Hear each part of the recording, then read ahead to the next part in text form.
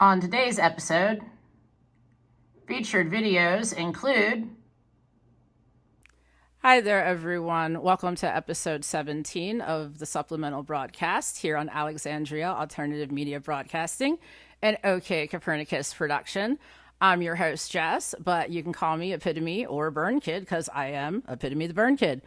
Please be sure to follow my entire archival project, hashtag YouTube Recommended Chronicles, on X or Tumblr for the latest videos, memes, music, and more.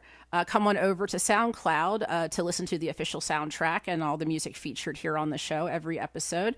Links for all of this are down in the description. Before we get started, our friendly little programming reminder, energy sensitivity. Have you guys been feeling it? I know I had to take a break from working yesterday and I'm just getting caught up today.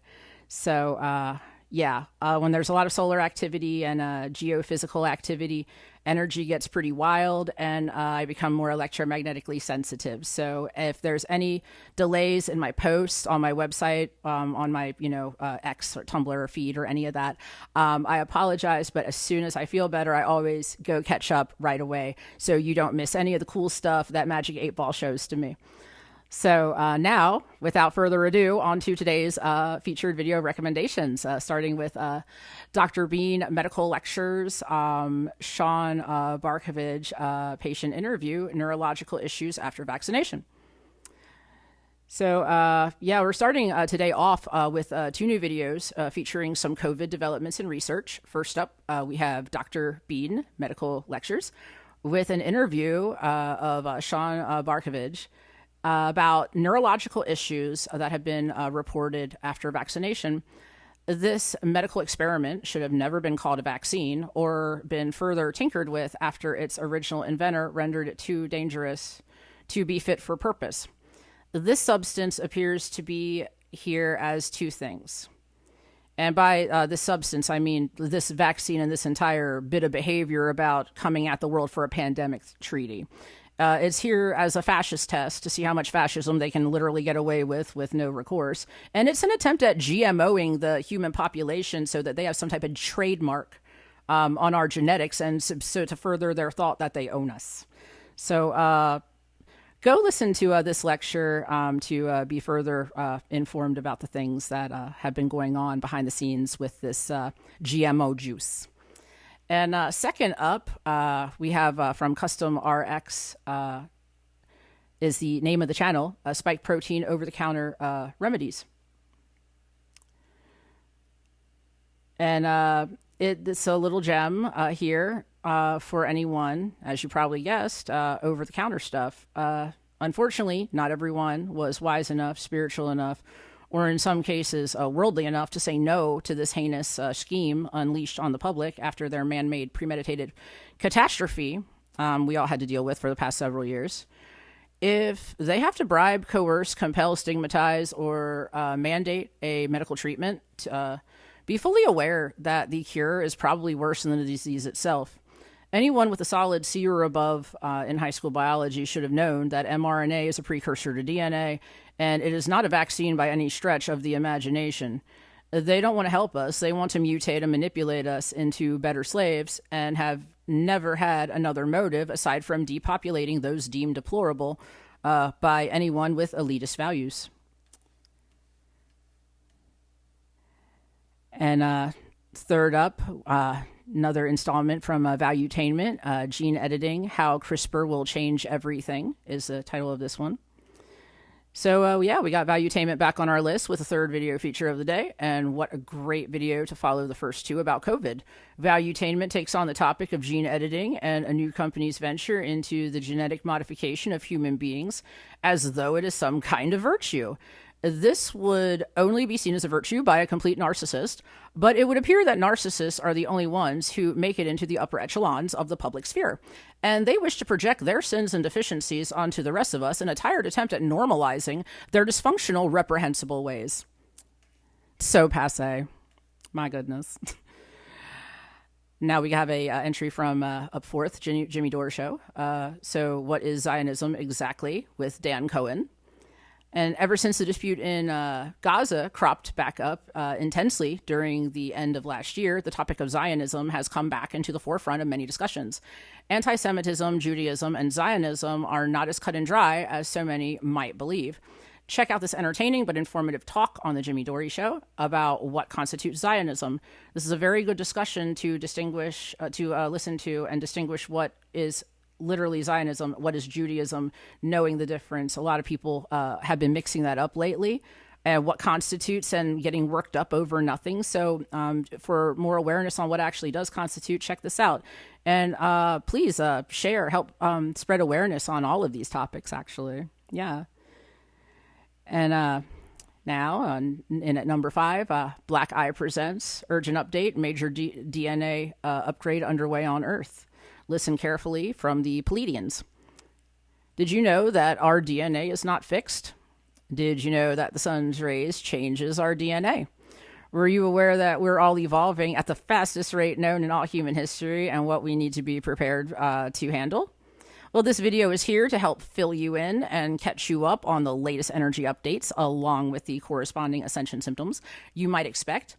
Black Eye Presents brings us this very helpful winter energy update. Very, very, very insightful one from those guys. And up last, we have Sublation Media with Douglas Lane, How to Judge the 20th Century and the Contemporary Left, Chris Catrone versus Conrad Hamilton. It's the title of this video.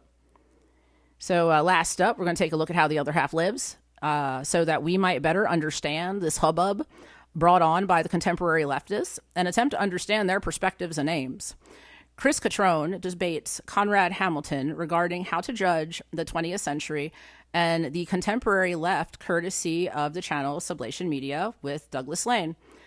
I will always strive to do my best to co-curate selections with the help of my friendly, super auspicious algorithm, Magic 8 Ball, to provide as many deep cuts and perspectives on some quasi-taboo topics so that we best understand and overcome our new societal challenges with this technocratized communication dilemma that's been amplified here of late.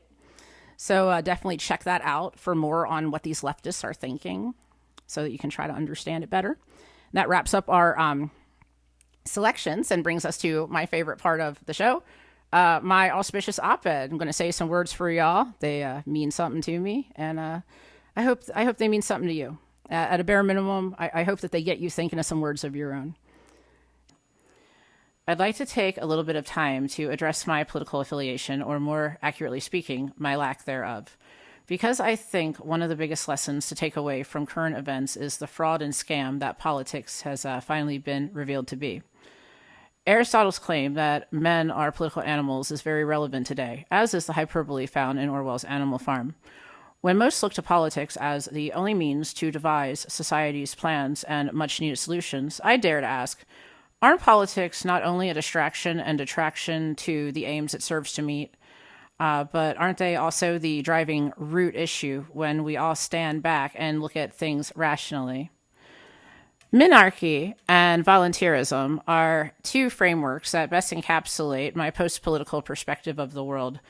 Thus far, over the past few millennia, we can scan plenty of history, philosophy, economic, and political science sources across all forms of media, and surmise that politics overall has failed the vast majority of the population, only resulting in a better life for very strategically selected segments of society until it no longer does so. I will start off describing minarchism so that my specific views on anarchy are best understood for the betterment and stabilization of mankind. Unlike the generalized lack of hierarchy or rulers that can lead one's imagination to run wild down the long winding road of what-ifs within unrefined anarchy, in minarchist philosophy, the virtues of localized, decentralized systems to support basic infrastructural needs can be satisfied on both daily and emergency situations, without the waste, decay, and division that are inherently mainstays to all hierarchical structures.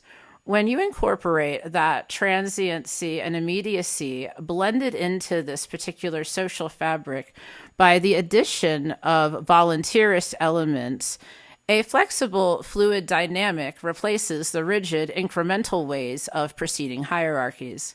The as-needed nature of monarchical approaches to anarchy solves many of the problems that a lack of structure for resource management or an emergency council to solve problems in the most efficient way, while freeing up much more of the public and their time to pursue and innovate their own endeavors and talents to share with the community for the betterment of all.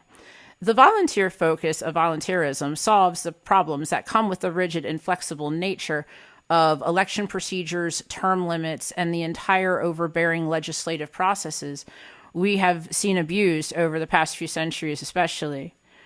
We have watched an extremely machine-like political system mutate that is anti-human in nature and seeks to reduce all life to fully malleable automatons in a centralized top-down oligarchy where the few most removed from the majority of us decide to lord over our lives in a way that suits their desires without any consent, consultation, or approval from the vast majority of us, while deceptively claiming that the systems they force us to voice our opinions through is their proof of a so-called democracy, a long discounted constitution, and a decaying republic. We have watched all the puppets, puppeteer strings, and tacky set dressing make a mockery of all that had been indoctrinated to hold dear, near, and sacred. After enough acts, this cut-rate clown show in a one-ring circus becomes more revealing to the dystopian nephilic origins to such symbology's advent. I cannot unsee the shock and horror revealed to me by the establishment, can you? Once you see it, you cannot just simply unsee it or will the image away. Many of the mainstays of civilization over the course of history have reached their zenith, and it is time for something different so that we can continue to evolve and grow as a species. We have been stunted by what once brought us increased prosperity and innovation. These things simply happen over time, and I think it's best that we learn to deal with this inevitable facet in fresh and creative fashion, holding on to what is still useful and letting go of what elements have run their course. It is time to get ready for a whole new world. It will transform further with each awakening as our species ascends from our current societal confines that we are currently growing out of. And that is our show for today. I want to thank you so much for joining me. Our musical selection for this episode is Transmutation from my musical project, Aztec Adventure. Please be sure to head down to the description box